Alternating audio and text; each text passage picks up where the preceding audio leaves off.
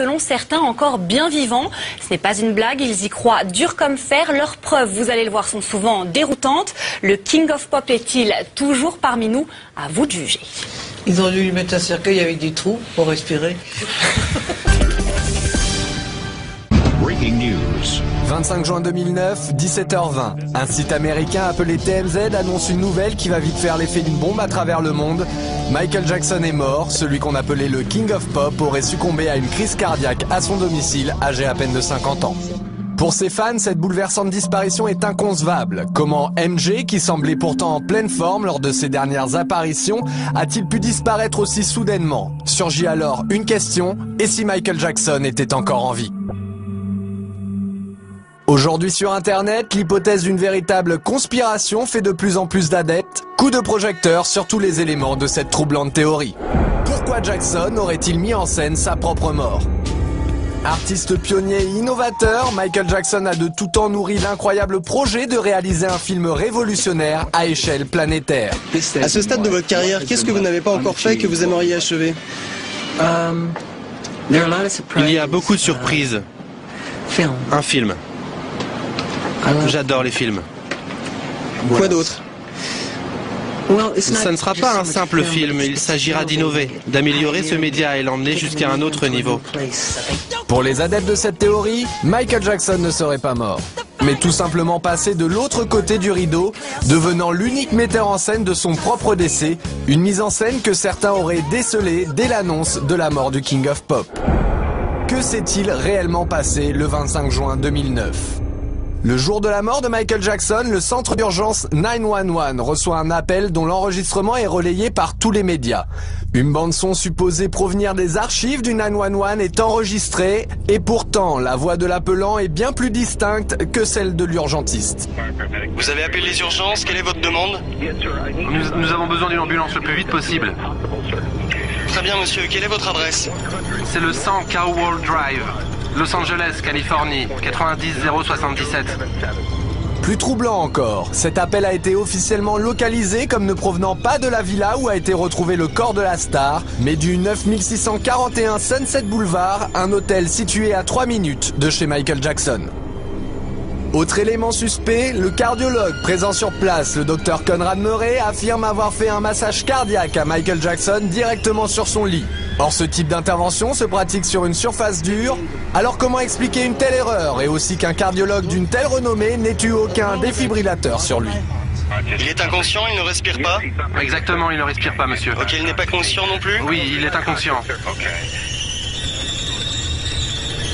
Ok, est-il sur le sol? Où est-il exactement?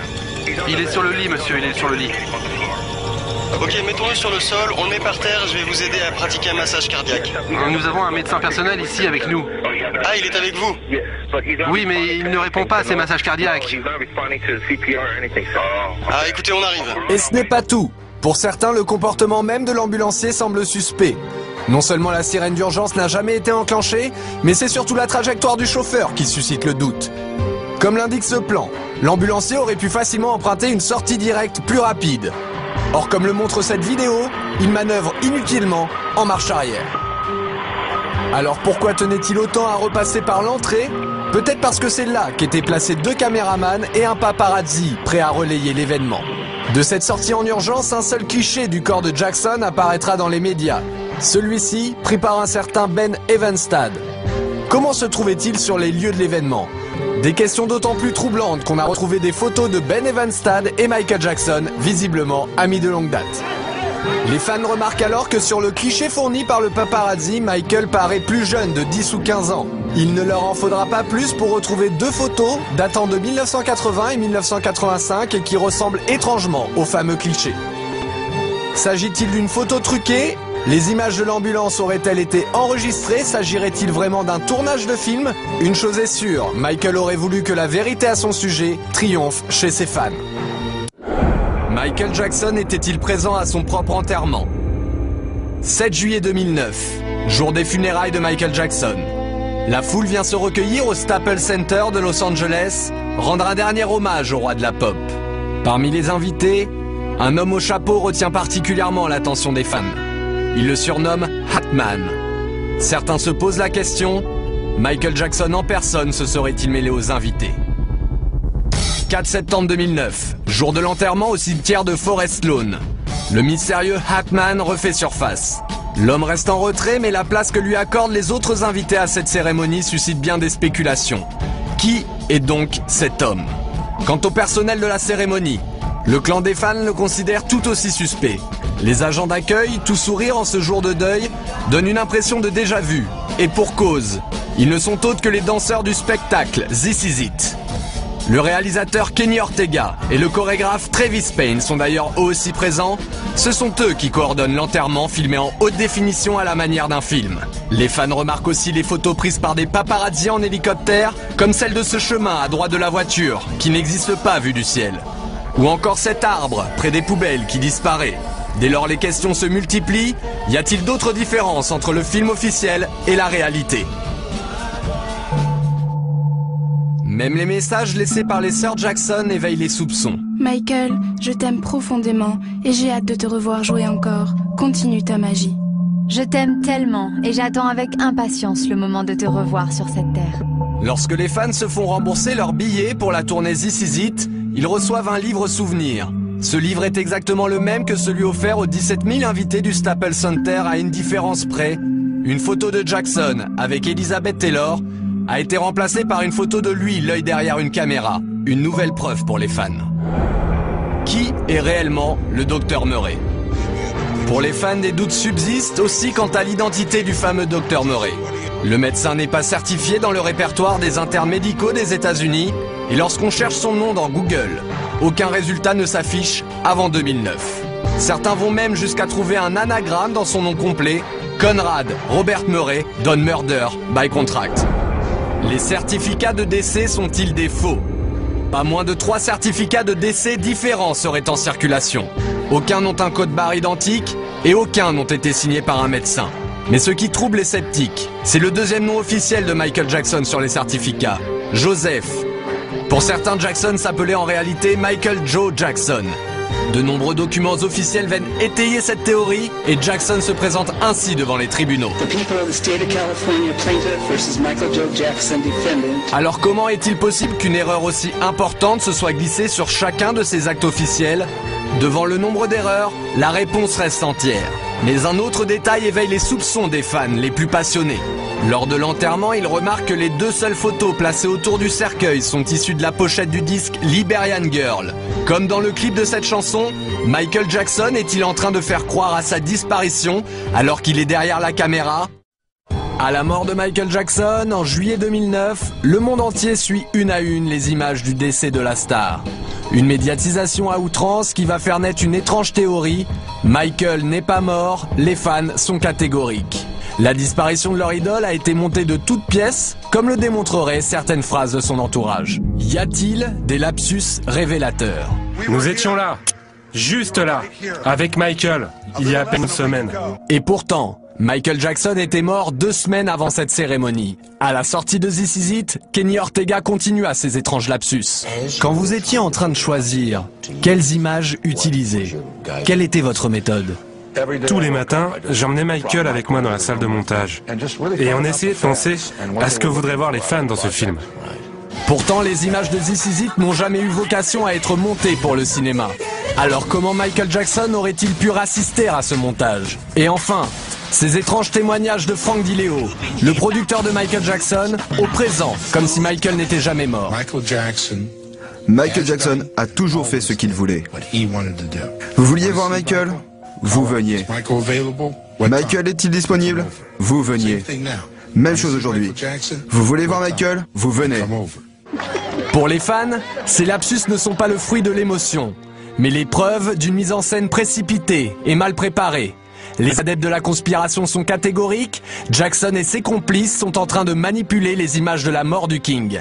Une passion pour l'illusion que la pop star aurait toujours su pratiquer. Michael manipule-t-il les images? En 1985, des clichés incroyables de Michael Jackson endormi dans un caisson à oxygène défrayent la chronique.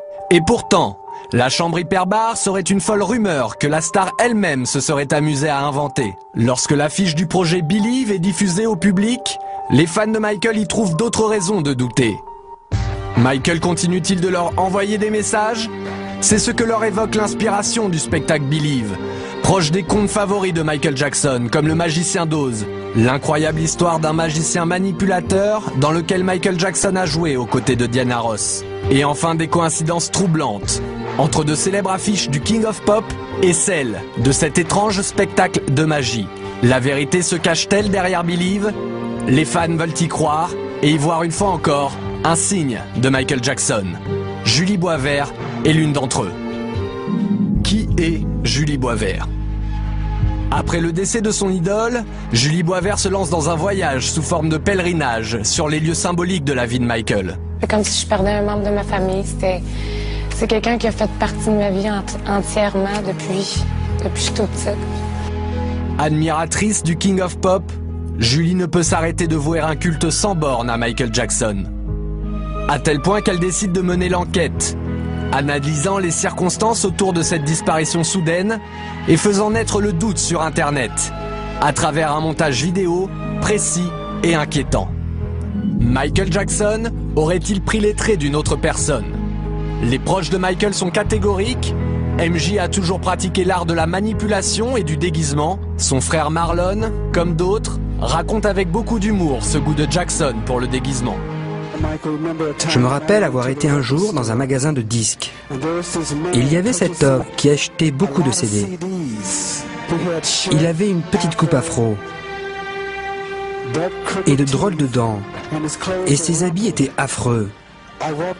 Je me suis approché de lui et je lui ai dit « Michael, qu'est-ce que tu fais dans ce magasin ?»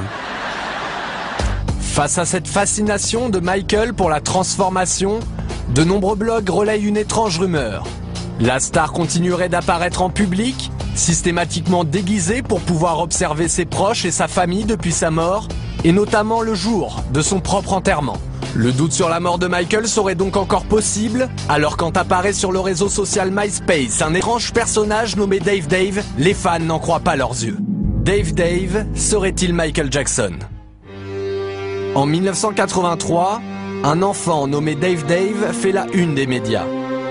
Victime d'un incendie criminel perpétré par son propre père, l'histoire de Dave Dave va émouvoir Michael Jackson.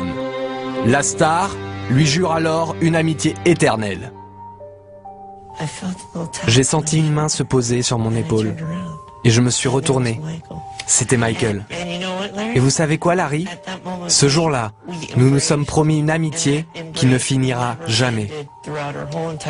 Soudainement, en septembre dernier, Dave Dave réapparaît sur le plateau de Larry King. Ce troublant personnage va donc faire amplifier la rumeur. Pour les fans, Dave Dave et Michael présentent trop de ressemblances troublantes. L'impossible devient alors envisageable pour eux, les mots et la voix seraient trop ressemblantes. You all mean very much to me, and I love you very much. May God bless you. I love you very much, and may God bless you all. I love you. Ces étranges coïncidences continuent aujourd'hui d'alimenter cette théorie selon laquelle Michael Jackson ne serait pas mort, une énigme qui ne cessera pas avant que les fans n'aient trouvé ce qu'ils veulent, la vérité, leur vérité. La vérité triomphe toujours.